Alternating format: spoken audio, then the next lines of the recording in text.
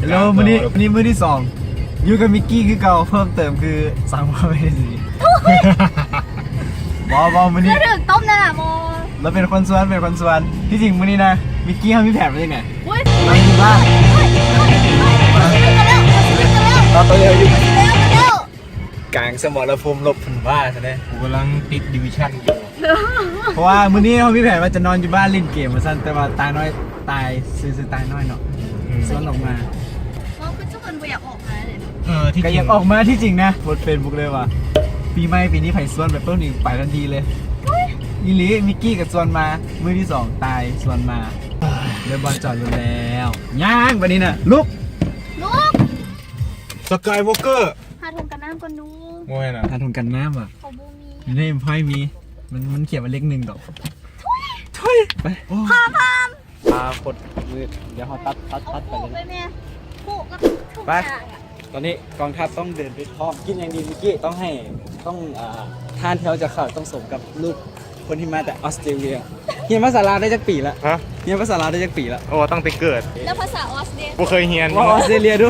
บ่เคยเรียน กระมังเกาหลีคุณนั่นนะเล่าลาวได้อ่ะ เอา คนก็เป็นลูกอ่ะ ค่อยก็เป็นลูกค้าเพิ่นว่าแต่เด้ถ้าอยู่แถวไหนวะแถวหอวัฒนธรรม เอาเงินคนนี้เอาแม่ไผ่สิเอา ติดดาวได้ ไม่อยากเปียก บ่อยากเปียกเอาออกมาให้ยังสั่น ยังไม่พร้อม บอสที่เข้าห้างกับเจ้านะแต่กูอยากเปียก นั่นแหละพวกไก่มาไหน ไก่ไก่ อู้นึกเตี้ยแล้วสกาว่าไกลก็ได้แหละ มึงนี่เนาะเฮ้ยยิงมัน เปียกคือลงโทษแจ็ควะ ยิงมันสแหละตุ้มหูนางขับทางเล่นไปฮอนแล้วอ่ะโอ้ยฮอนไปอีล่ะ ตื่นเพลก็พอ เอายัง เพลก็พอพิเศษ กองทัพมันต้องเดินด้วยท้อง ต้องก่อนท่าต้องเดินด้วยพิซซ่า พิซซ่า แล้วเขาต้องเป็นคนเรื่องสิอ่ะ ผมพูดแหละ ที่จริงคนมากินเนี่ยหน้าเดี๋ยวนี้มีเห็ดมีชีสมีแฮมมี เลือกเลยแนะนำดิเอาอีกก็ได้ที่มีชีส อะไรที่คนเคยกินมาเลย พูดถึงเรื่องราคาก่อน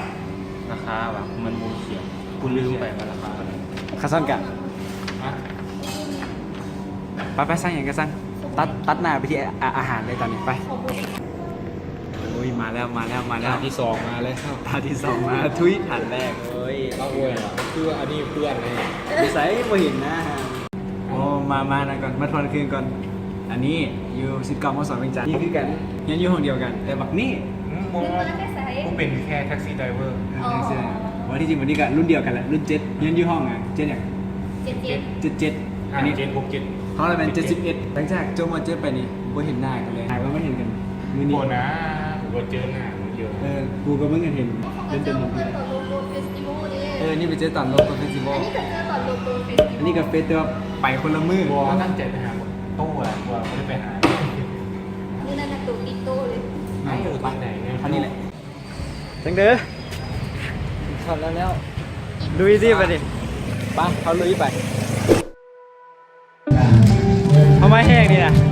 มาส่งน้ำค่ะมาส่งน้ำพามิกกี้ ซิโมหิวจอยมิกกี้เนี่ยวะ บอ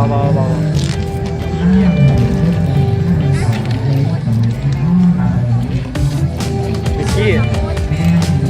พาคนออสเตรเลียกับคนเกาหลีมาส่งพา เกาหลีเหนือ เกาหลีเนี่ยบอกภาษาเกาหลีดู ก็ดีดี อายอนเซโยอุ้ยโอ้ยแค่นี้เหรอ นี่จะเกาหลีเหนือได้นะ กำลังลุงเลย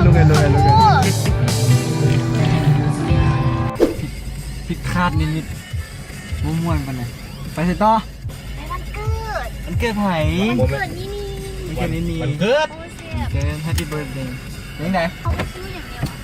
แหมง ไปเดินทางเลย กระส้มกับผสม ใจเขาไม่อยู่อย่างนี้ กูว้ามาเนี่ยนะ บ่มีบอลไป เขาต้องมานั่งยืนลอตเตอรี่ท่าประมาณฮอตอีกชั่วโมงไปเขาจึงออกไปใส่ ใครวันเกิด ซื้อว่านี่ตัดภาพไปวันเกิดเลยเมื่อย เอา ฮอดแล้วโอ้ยเอ็ดนะ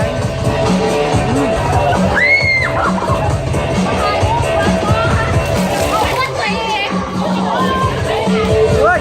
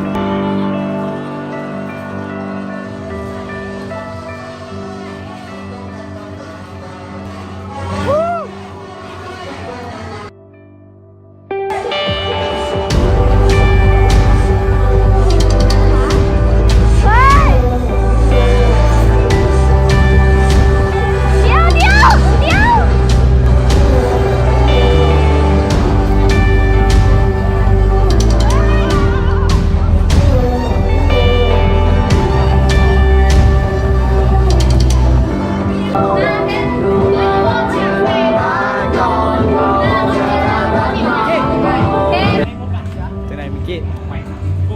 กลับบ่ครับกลับบ่กลับเอาไปสีหอมกลับบ้านโอเคเดี๋ยวจากไหนยังไงมิกกี้มื้อนี่รีวิว หนาวค่ะ หนาวค่ะเมื่อย โทรศัพท์เอาไป โทรศัพท์จบแล้วมื้อนี้นะของมื้อที่2ของ ไป ปีให สี ม่ ห ฮ อ อ ม ไปแย่งสีหอมทายก็ไปมาเอาเด้อค่ะ